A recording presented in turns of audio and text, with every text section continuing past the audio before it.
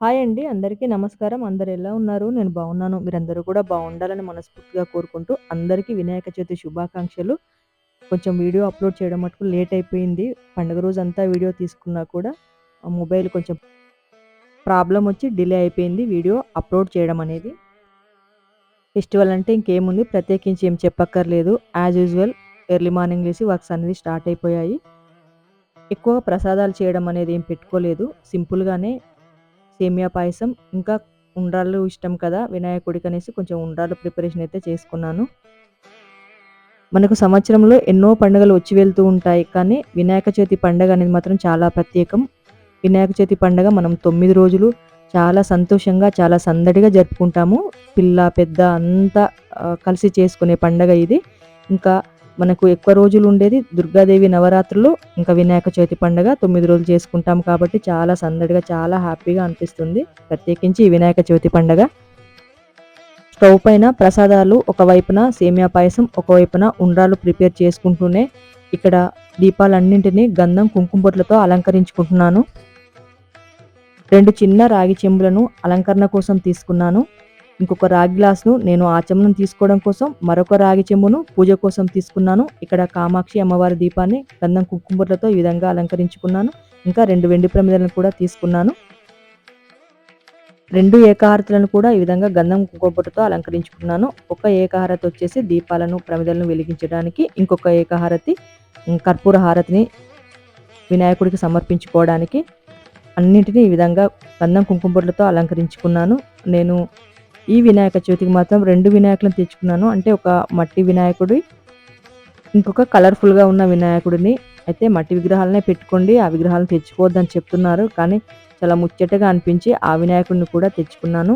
ఒక వినాయకుడిని నేను ఇక్కడ మాకు కాలనీలో పెడతారు చాలా పెద్దగా వినాయకులను, అక్కడికి పంపించేస్తాను. ఒక 3 డేస్ వరకు ఉంచేసుకొని, ఇంకొక వినాయకుడిని చిన్న మట్టి విగ్రహాన్ని మట్టుకు నేను ఇంట్లోనే నిమజ్జనం చేసుకుంటాను. ఇది చూడండి, ఈ వినాయకుడు మట్టి వినాయకుడు. ఈ వినాయకుడికి గంధం, కుంకుమ బొట్లతో విధంగా అలంకరించుకుంటున్నాను. చాలా ముద్దుగా, చిన్నగా, క్యూట్‌గా, చాలా ముచ్చటగా అనిపించింది చూడగానే. పాలవెల్లిని అలంకరించుకోవడానికి టైం పడుతుంది. నేను ముందు రోజు సాయంత్రమే అంతా క్లీన్ చేసుకొని పాలవెల్లిని అలంకరించుకున్నాను.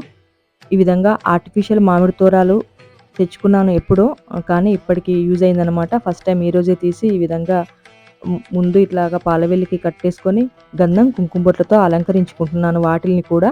ఆ పైన రియల్ మామిడి రెమ్మలన్నింటినీ పందిరి పైన వేశానన్నమాట, పాలవెల్లి పందిరి పైన. పాలవెల్లి లోపల ఒక చెక్క పీటను వేసుకొని ఈ విధంగా నిండుగా పసుపు రాసుకుంటున్నాను ఆ పీటకంతా. పసుపు రాసుకున్న తర్వాత ఆ పీటని కుంకుమ బొట్లతో అలంకరించుకొని, పీట పైన వరిపిండితో అష్టదళ పద్మ ముగ్గును పెట్టుకున్నాను. ఆ ముగ్గు పైన కొంచెంగా కుంకుమను వేసుకొని, ఒక క్లాత్, ఒక కొత్త రవిక బట్టను పెట్టుకొని, ఆ పైన కొంచెం రైస్ వేసుకోవాలి. ఆ రైస్ పైన కొన్ని గరిక పూసలను ఉంచుకొని వినాయకుడిని పెట్టుకున్నాను. మనకు రవిక బట్టలు అందుబాటులో లేకపోతే అరిటాకులు ఉన్నా సరే, అరిటాకును కూడా వేసుకొని అందులో చక్కగా రైస్ వేసుకొని, కొన్ని గరిక పూసలు ఉంచుకొని మనం వినాయకుడిని పెట్టుకోవచ్చు. మనకు ఏది అందుబాటులో ఉంటే అది, అయితే రవిక బట్ట, లేదంటే మనకు అరిటాకులు. గౌరమ్మతో పాటు వినాయకుడి దగ్గర కలశాన్ని కూడా ఏర్పాటు చేసుకుంటూ ఉంటారు. కానీ నేను ఎప్పుడైతే కలశాన్ని పెట్టుకోలేదు, ఒక వినాయకుడిని పెట్టుకొని, గౌరమ్మను పెట్టుకొని పూజ చేసుకుంటానంతే. మామూలుగా కలశం పెట్టుకునే ఆనవాయితీ ఇంట్లో ఉంది పూజ గదిలో. కానీ వినాయకుడి దగ్గర మాత్రం వినాయకుడి పూజలో ఎప్పుడు కలశాన్ని అయితే పెట్టుకోలేదు. వినాయకుడికి సంబంధించిన పూజా సామాగ్రి కోసం ముందు రోజు మార్కెట్‌కి వెళ్తే చాలా రష్‌గా ఉండింది. ఇంకా పత్రి 21 పత్రి పెట్టాలంటారు కదా! ఆ పత్రి కోసం చూస్తే అన్నీ వడలిపోయి ఉన్నాయి. ఇంకా చేసేది ఏం లేదు. వాటిల్లోనే కొంచెము మెరుగ్గా ఉన్న వాటిని చూసుకొని తెచ్చుకున్నాను. ఒక్క గరిక పూసలు మాత్రం చాలా ఫ్రెష్‌గా బావున్నాయి. ఎందుకంటే మా మేడును వచ్చేప్పుడు ఇంటి దగ్గర తీసుకొని రమ్మని చెప్పాను. ఒక్కటన్నా కొంచెం ఫ్రెష్‌గా ఉంటాయని జెప్పేసి. వాటిల్నే స్వామివారి దగ్గర పెట్టుకున్నాను. ఈ విధంగా వినాయకుడిని పెట్టుకొని వినాయకుడిని గంధం కుంకుమ బొట్లతో అలంకరించుకున్నాను.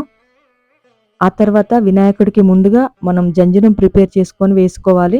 ఈ విధంగా జంజిరాన్ని కూడా ప్రిపేర్ చేసుకొని వేసుకున్నాను. వినాయకుడికి చాలా ఇష్టమైన జొన్న పొత్తు, ఇంకా 21 పత్రి అలా అంటారు కదా, నేరేడు, బిల్వపత్రము, జిల్లేడు, గరిక ఇవన్నింటిని ఇంకా 21 అయినా కాకపోయినా కూడా 11 అయినా సరే ఉంచుకోవాలంటారు. ఇంకా అన్ని రకాల పత్రాలను ఆ విధంగా దేవుడి ముందైతే ఉంచుకున్నాను. చిన్న రాగి చెంబులను చాలా క్యూట్‌గా ఉన్నాయి. వాటిల్లో కొన్ని చామంతులను, ఒక గులాబీ పువ్వును వేసుకొని అలంకరించుకొని పెట్టుకున్నాను. దీపాలను ఉంచుకొని అందులో నువ్వుల నూనెను వడ్డించుకొని వత్తులు వేసుకొని ఏకహారతితో ఈ విధంగా దీపాలను వెలిగించుకున్నాను. స్వామివారికి ధూపాన్ని కూడా చూపించాను.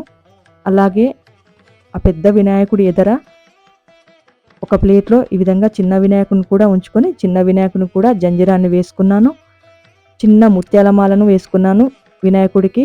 ఇంకా నేను అక్కడ ఉంచుకున్న పెద్ద వినాయకుడిని నేను వేరే వినాయకుల దగ్గరికి కాలనీలో ఉంచుతాను ఒక 3 డేస్ అయిపోయిన తర్వాత. ఇంకా ఇక్కడ పెట్టుకున్న మట్టి విగ్రహాన్ని మాత్రం నేనే స్వయంగా నిమజ్జనం చేసుకుంటాము. దీపాలను వెలిగించుకున్న తర్వాత దీపం జ్యోతిర్ పరబ్రహ్మణ్యే నమః అంటూ ప్రతి దీపం దగ్గర అక్షింతలను వేసుకొని నమస్కరించుకున్నాను. ఆచమనం చేసుకున్న తర్వాత చేతిని తడి లేకుండా తుడుచుకొని 2 అక్షింతలను తీసుకొని వాసన చూసి వెనక్కి వదిలేసుకోవాలి. ఆ తర్వాత ప్రాణాయామం చేసుకోవాలి. పసుపు గౌరమ్మని చేసుకొని తమలపాకులో ఉంచుకున్నాను. గౌరమ్మని కుంకుమ బొట్లతో అలంకరించుకొని గౌరమ్మకి 2 చామంతులు, అలాగే పూజా ద్రవ్యాలన్నింటిపైన పూలు, పళ్ళు, పత్రి, నైవేద్యాలన్నింటిపైన ఈ విధంగా 2 మామిడాకులతో నీళ్ళని చల్లుతూ శుద్ధి చేసుకోవాలి. వినాయకుడి పెద్ద విగ్రహానికి చామంతుల మాలను సమర్పించుకొని ఈ విధంగా చిన్న మట్టి విగ్రహానికి చామంతి పూలను ఉంచుకుంటూ ఏవో నోటికొచ్చిన శ్లోకాలను అయితే చదువుకుంటూ కొన్ని గులాబీలను తెల్లటి చామంతులతో అయితే వినాయకయ్యను అలంకరించుకుంటున్నాను. ముందుగా శుక్లాం భరధరం విష్ణుం శశివర్ణం చతుర్భుజం ప్రసన్నవదనం ధ్యాయేత్ సర్వవిఘ్నో ప్రశాంతయే గజానన పద్మార్గం గజానన మహర్నిశం అనేకదంతం భక్తానాం ఏకదంతం ఉపాస్మహే అంటూ ఈ శ్లోకాన్ని చదువుకుని తర్వాత శ్రీ విఘ్నేశ్వర అష్టోత్తర శతనామావళి బుక్కును చూస్తూ చదువుకున్నాను. అక్షింతలను స్వామివారి పాదాల దగ్గర ఉంచుతూ శ్రీ విఘ్నేశ్వర అష్టోత్తర శతనామావళిని కూడా చదువుకున్నాను. ఓం వినాయకాయ నమః, ఓం విఘ్నరాజాయ నమః, ఓం గౌరీపుత్రాయ నమః, ఓం గణేశ్వరాయ నమః, ఓం స్కందాగ్రజాయ నమః అంటూ చదువుకొని స్వామివారికి కర్పూర హారతిని నివేదించుకున్నాను. ఆ తర్వాత హారతి చుట్టూ ఈ విధంగా దిష్టి తీసేసుకొని నేను కూడా హారతిని తీసుకున్నాను. అందరినీ చల్లగా చూడు తండ్రి, ఏ విఘ్నాలు లేకుండా తలపెట్టిన పనిని నిర్విఘ్నంగా జరిగేట్టు చూడు అని మనస్ఫూర్తిగా నమస్కరించుకున్నాను స్వామివారికి. పూజలో ఏవైనా తప్పులు దొర్లి ఉంటే క్షమించు తండ్రి అంటూ మనస్ఫూర్తిగా ఒక నమస్కారం తెలుపుకొని చాలాసేపు అలాగే పూజ దగ్గర కూర్చుండిపోయాను. పాలవెల్లికి ఈ విధంగా ముందుగా ఆర్టిఫిషియల్ మాలలు, పసుపు మెరూన్ కలర్లో ఉన్న ఆర్టిఫిషియల్ మాలను అలంకరించుకొని ఇంకా మామిడి తోరాలు కట్టుకుంటే అయితే చాలా కళగా అనిపించింది పాలవెల్లి. వెనకాల వచ్చేసి పాలవెల్లికి బంతిపూల మాలతో అలంకరించుకున్నాను. ఆ పైన మామిడాకుల పందిరిలాగా వేసుకున్నాను. ఆ పందిరి లోపల కొన్ని ఎలక్కాయలను, పళ్ళను స్వామివారికి ఈ విధంగా అలంకరించుకున్నాను. బ్యాక్గ్రౌండ్లో చిన్నగా ఈ విధంగా లైటింగ్ వేసుకుంటే ఎంత బాగా కనిపించిందో వీడియోలో అయితే సరిగా రాలేదనిపించింది. ఈ విధంగా ఎలక్కాయలను, సీతాఫలాలను కూడా పాలవెల్లికి అలంకరించుకున్నాను. పెద్దగా హడావిడి ఆడంబరాలు లేకుండా చాలా సింపుల్గా, చాలా సంతోషంగా పూజ అయితే జరిగిందనిపించింది.